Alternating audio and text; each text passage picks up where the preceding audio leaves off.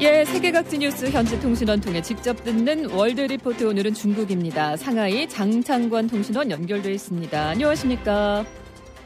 예, 안녕하십니까? 장창관입니다. 예, 미국과 중국 연휴 잘 보냈습니까? 아이고, 중추절 잘 보내셨어요?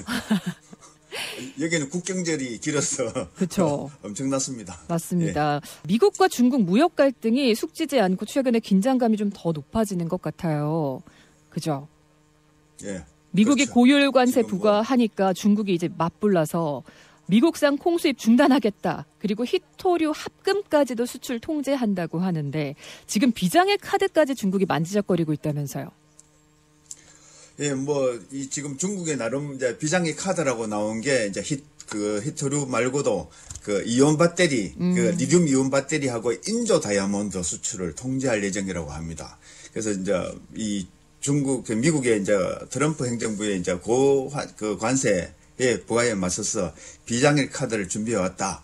두 품목에 있는 리튬 이온 배터리와 인조 다이아몬드의 수출 통제를 조치를 다음 달, 그러니까 11월 8일부터 시행할 것으로 보인다고 그렇게 이제 보도가 나왔습니다. 그래서 먼저 리튬 이온 배터리는 이제 아시다시피 스마트폰이나 노트북, 전기 자동차 곳곳에 많이 쓰이고 있지 않습니까? 네. 그래서 요즘 보면은 거의 필수 전력이죠. 그렇죠. 우리 일상생활에서.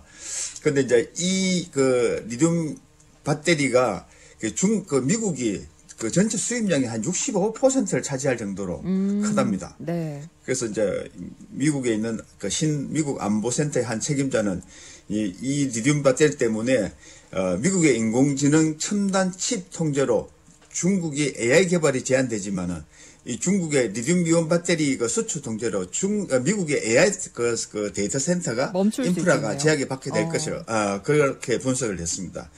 또 인조 다이아몬드도 천연 광물과 동일한 특성을 가지면서 가격이 저렴해서 저는 그 인조 다이아몬드가 어디에 쓸까라고 좀 찾아봤는데 네. 첨단 반도체 칩 제조에 그렇게 많이 쓰인답니다. 예, 연마용이나 레이저용 그 광학기기 등에 사용된다고 합니다. 그래서 이제 중국이 전체 소비량의 한 77%에 달하는 걸 갖다가 인조 다이아몬드 분말을 공급받고 있는 걸로 조사됐습니다. 그러다 보니까 중국이 비장의 카드를 꺼내들 수 있다. 이렇게 또 이야기를 하는 거군요.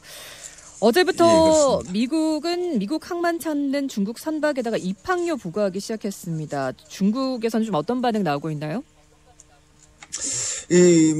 중국은 이미 이제 그게 먼저 보도가 났기 때문에 자기들도 대비하는데 14일부터 어제부터 이제 미국 관련 선박에 대한 자기들도 이제 톤당 400위안, 우리 돈으로 치면 한 8만 원 정도가 이제 특별 항만 서비스료라는 것 갖다 부과한다고 합니다. 네. 이거는 고관세율에 그러니까 100% 추가했지 않습니까? 그에 대한 이제 맞불 형성이라고 이제 그걸 보고 있는데요. 그와 마찬가지로 또 하나는 뭐냐면은 11월 1일부터 핵심 소프트웨어 수출 통제를 한다고 그렇게 맞불을 놓고 있는데 외교가에서는 이제 미국하고 이제 미중 양국이 11일로 만료되는 2차 관세 휴전을 앞두고 무역 담판에서 유리한 고지를 차지할 목적으로 서로 이 압박 강도를 높이고 있는 거 아니냐는 이제 분석이 나오고 있습니다. 예, 중국은 소프트웨어 정보 대외 공문도 미국산 아니고 중국산 워드 프로세서 사용했다고 합니다. 이건 좀 어떤 의도가 담긴 행동일까요?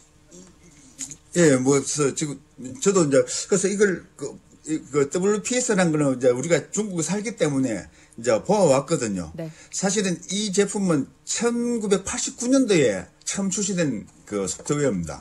그동안 이제 대부분 마이크로소프트나 PDF라는 그런 파일들을 많이 채택해서 사용했는데, 네. 이제 히토류 수출 통제 카드를 같이 꺼내면서 중국 정부가 대외 공문을 하면서 미국산 소프트웨어 말고 자국산으로 해라라고 지금 그렇게 해서 지금 화제가 되고 있습니다. 그래서 사실은 기술상으로는 크게 문제가 없는데 이제 이런 것까지도 이제 통제를 해서 수출 통제나 그런 문서까지도 꼼꼼하게 이제 이 해외보다는 국내 걸로 사용하겠다라는 그런 것 같아요. 그래서 수출 신청 서류 있죠. 네.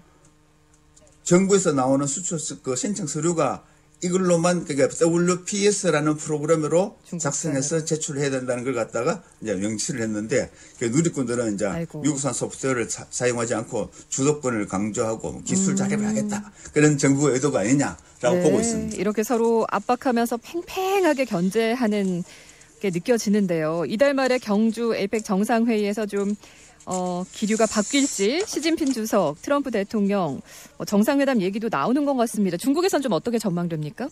사실은 이제 뭐 제가 이제 이렇게 주변에 좀 이렇게 취재를 해봤는데 중국 내 반응보다는 이게 교민들도 점점 줄어가는데 예. 이제 교민들 반응들이 미중 관계나 한중 관계가 좀 좋아져서 뭐 회사를 운영하거나 뭐 개인사를 하거나 뭐 그래서 뭐 특히 뭐 한국 문화 관련해서 뭐 여기서 공연 같은 것도 지금 못 하고 있으니까 예. 뭐 K푸드나 K드라마 이런 것들이 좀 풀려서 우리도 좀 같이 누리면서 살 수 있는 그런 갈증을 좀 풀어지기를 바라는 마음이 크다고 합니다. 아이고, 아무튼 이번 정상회담 계기로 좀 바뀌었으면 좋겠습니다.